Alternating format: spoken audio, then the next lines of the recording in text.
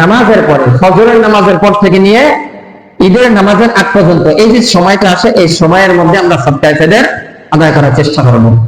যদি কেহ ঈদের আগে এই রোজার মধ্যে আদায় করতে চায় তাহলে সদকায়ে ফিতর আদায় করা যাবে, জায়েজ আছে। তবে এই সদকায়ে ফিতরটা আপনার রোজা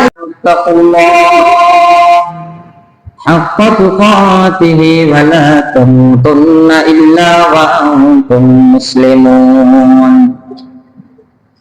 وقال رسول الله صلى الله عليه وآله وسلم فرض رسول الله صلى الله عليه وسلم زكاة الفطر صاعا من تمر أو صاعا من شعير على العبد والحر والذكر والأنثى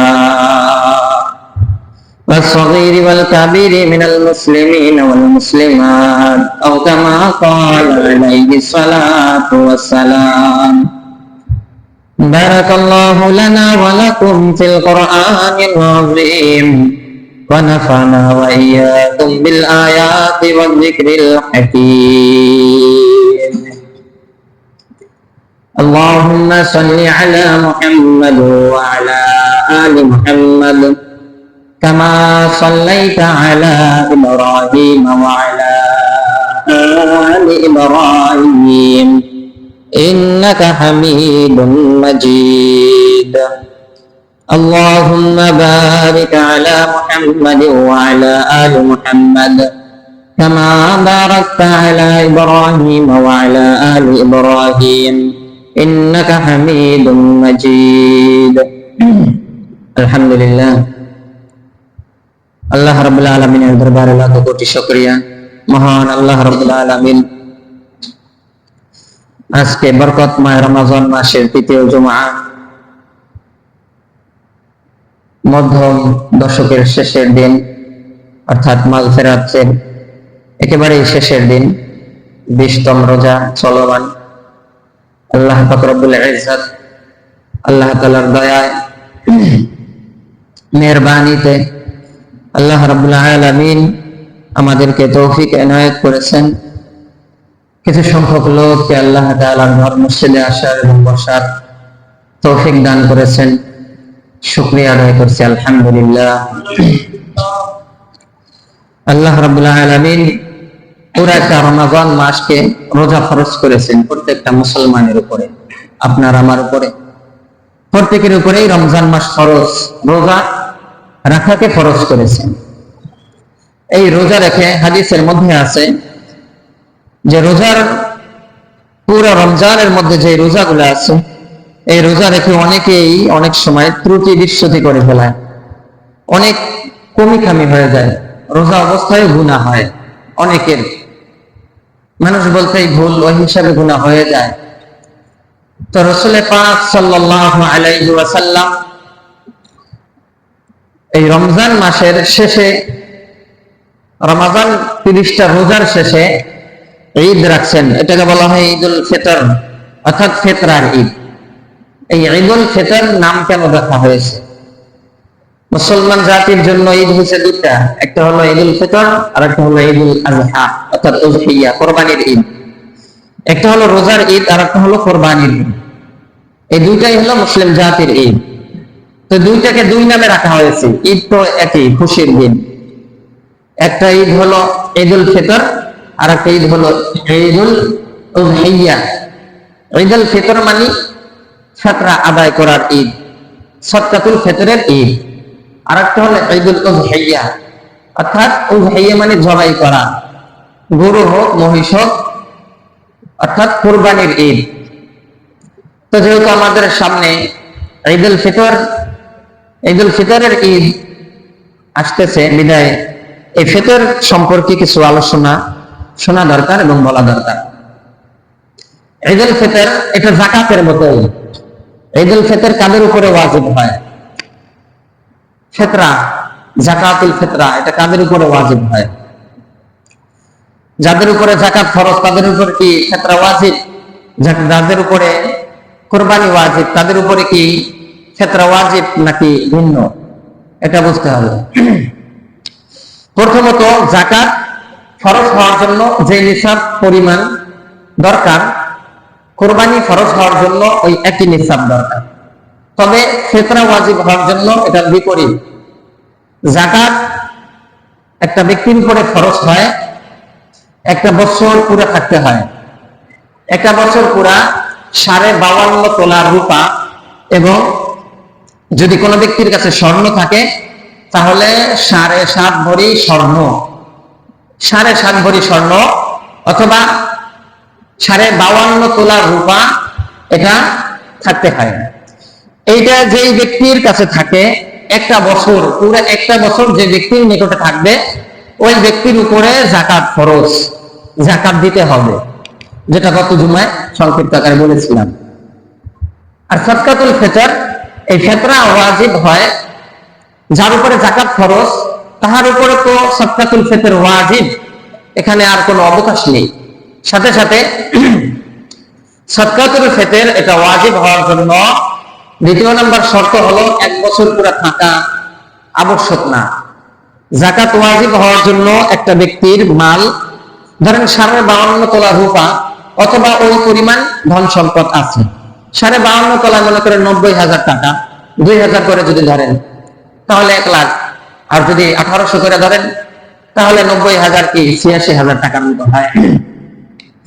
তো এই যে টাকাটা, এই টাকাটা যদি আপনার ব্যাংকে পড়ে থাকে, দৈনন্দিন যা প্রয়োজন, এই প্রয়োজন ছাড়া আমার ব্যাংকে 1 লাখ বা 1.5 লাখ টাকা পড়ে আছে, ওই টাকাটা 1 বছর পুরোপুরি চলে গেছে, ওই টাকাটার মেয়াদ 1 বছর হয়ে গেছে, তাহলে ওই টাকার উপরে যাকাত ওয়াজিব।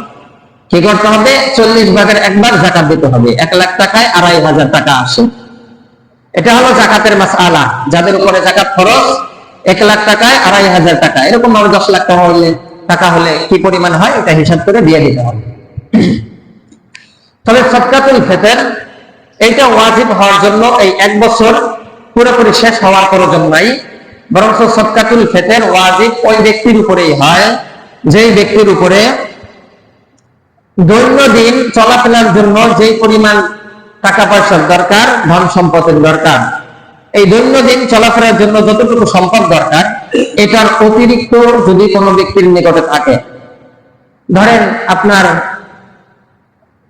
ঘরের মধ্যে একটা 25 কেজি চাল কিনে রাখছেন, এই 25 কেজি চাল কেনার পরে দেখা যায় গোলার মধ্যে আরো ধান আছে, ওই ধান বিক্রি করে আপনি চাল কেনেন, তো আপনার প্রয়োজন ছাড়াই অতিরিক্ত আছে।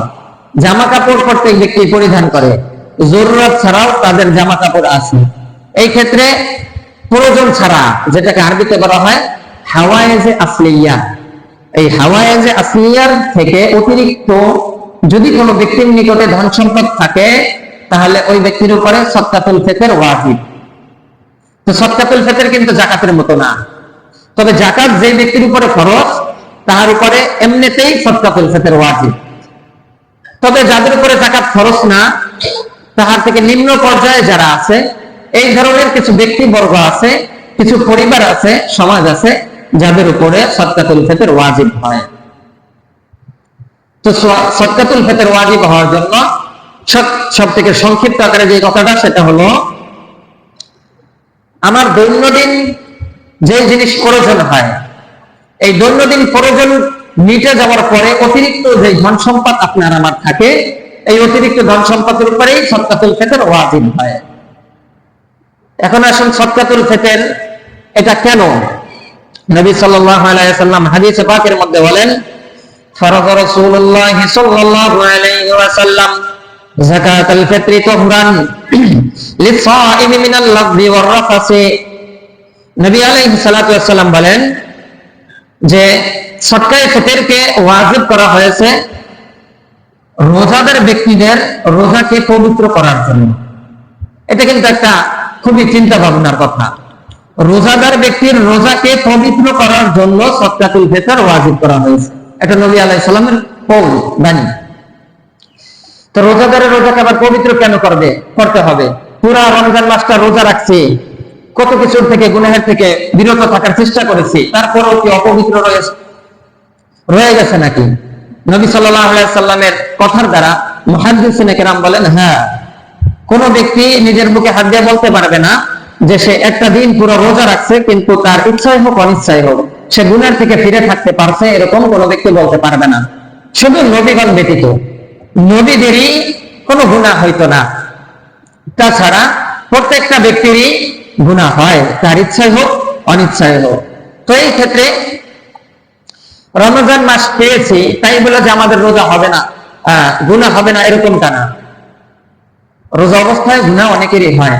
তো রাসূল সাল্লাল্লাহু আলাইহি ওয়াসাল্লাম বলেন, এই রোজা অবস্থায় যে গুনাহগুলো আপনার আমার হয়েছে, এই গুনাহগুলোকে কাফারা হিসাবে, গুনাহগুলোকে ধুয়ে মুছে শেষ করে দেওয়ার জন্য এই ঈদের দিন, ঈদের নামাজের আগে, ফজরের নামাজের পর থেকে ঈদের নামাজের আগ পর্যন্ত এই সদকাতুল ফিতর আদায় করার মাধ্যমে আল্লাহ তাআলা রমজানের মধ্যে যে গুনাহগুলো হয়েছে এই গুনাহগুলোকে একেবারে ধুয়ে মুছে পরিষ্কার করে ওই বান্দাকে আল্লাহ রাব্বুল আলামিন নবজাতক শিশুর যেরকম নাকি কোনো গুনাহ থাকে না, ঠিক ওরকম বানায় দেন।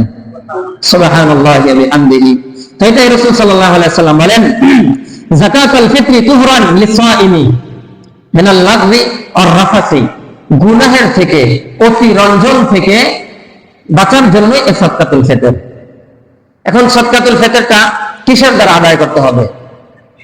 তা হাদিসের থেকে আমরা জেনে নেই। নবী আলাইহিস সালাম বলেন, ওয়া তু'মাতান লিল মাসাকিন, সদকাতুল ফিতরটা কাদেরকে দেবে? যাদের উপরে সদকাতুল ফিতর ওয়াজিব না, যাদের উপরে যাকাত ওয়াজিব না, তারাই সদকাতুল ফিতর খেতে পারবে, ভক্ষণ করতে পারবে। সদকাতুল ফিতর কাদেরকে দেওয়া যাবে? যাদের উপরে সদকাতুল ফিতর ওয়াজিব না, তাদেরকে দেওয়া যাবে। তো যাদের উপরে সদকাতুল ফিতর ওয়াজিব না, এরা কারা? যাদের দৈনন্দিন যেই ধন সম্পদ, হাওয়ায়ে জাফলিয়া, প্রত্যেক দিন তার, ওইতে আমরা বাংলায় বলি দিন আনে দিন খায়, এই দিন আনে দিন খায়, এরকম যে সকল ব্যক্তিবর্গ আছে, এই সকল ব্যক্তিবর্গ, এদেরকে সদকায়ে ফিতর দেওয়া যাবে। এরাই সদকায়ে ফিতরের বেশি হকদার, এরাই ভক্ষণ করতে পারবে। যাদের উপরে যাকাত ফরজ, এদের নিম্ন পর্যায়ের এক ধরনের পরিবার আছে, লোক আছে, যাদের উপরে যাকাত ফরজ না, তবে তাদের ঘরে সবসময় কিছু ধন সম্পদ থাকেই। আমার রান্না করার জন্য একটা পাতিল হলেই হয়, বেশি বেশি দুইটা পাতিল হলে হয়, একটা কড়াই হলে হয়, 2-4টা চামচ হলেই হয়। কিন্তু অনেকের আছে দেখা যায় দর্জন আকারে পাতিল থাকে, একেবারে ছোট থেকে নিয়ে বড় ব্যাগ পর্যন্ত পাতিলে থাকে। এইগুলোর উপরে সদকায়ে ফিতর আসে, কারণ এটা দৈনন্দিন ব্যবহার হয় না, এটা ব্যবহার হয় হয়তো কারো মাসে, কারো বছরে ব্যবহার হয়। তো এই ক্ষেত্রে সদকায়ে ফিতর ওই ব্যক্তির উপরে ওয়াজিব। ওই হিসাবে ওই ব্যক্তির উপরে যদিও যাকাত ফরজ না, যাকাত ওয়াজিব না, কিন্তু সদকায়ে ফিতর ওয়াজিব, বিদেশে সদকা গ্রহণ করতে পারবে না। তো এই গেল মিসকিনদেরকে সদকায়ে ফিতর আদায় করবে, এটা খেয়াল করতে হবে। আমি আমার ধন সম্পদ খরচ করলাম, কিন্তু খরচ করার পরে দেখা যাইতেছে সব হইল না, কারণ আমি যাদেরকে দান করতেছি দেখা যায় তারা ওই সদকা গ্রহণ করার মতো ব্যক্তি না, বরঞ্চ তারা সদকা আরো দিবে। তো মিসকিনদেরকে সদকায়ে ফিতর আদায় করবে। মান আদাহা ক্বাবলা সালাত, এখন কথা হলো নবী সাল্লাল্লাহু আলাইহি ওয়াসাল্লাম বলেন, এই সদকায়ে ফিতর আদায় কখন করবে? কখন আদায় করলে সদকায়ে ফিতরের সওয়াব পাবে? হাদিসে পাকের মধ্যে আছে, সদকায়ে ফিতর আদায় করতে হয় ফজরের নামাজের থেকে নিয়ে ঈদের নামাজের আগ পর্যন্ত, ঈদের নামাজ পড়ার আগ পর্যন্ত। যখন ঈদের নামাজ পড়া শেষ, তখন সদকায়ে ফিতর যদি আমরা আদায় করি, এই সদকায়ে ফিতরটা ওই রোজার যে সদকায়ে ফিতর ছিল ওইটা হিসেবে হবে না, এমনি আপনার দান সদকা হিসেবে হবে। বিধায় আমরা যখন সদকায়ে ফিতর যেহেতু আদায় করব নামাজের পরে, ফজরের নামাজের পর থেকে নিয়ে ঈদের নামাজের আগ পর্যন্ত, এই যে সময়টা আসে, এই সময়ের মধ্যে আমরা সদকায়ে ফিতর আদায় করার চেষ্টা করব। যদি কেহ ঈদের আগে এই রোজার মধ্যে আদায় করতে চায়, তাহলে সদকায়ে ফিতর আদায় করা যাবে, জায়েজ আছে। তবে এই সদকায়ে ফিতরটা আপনার রোজা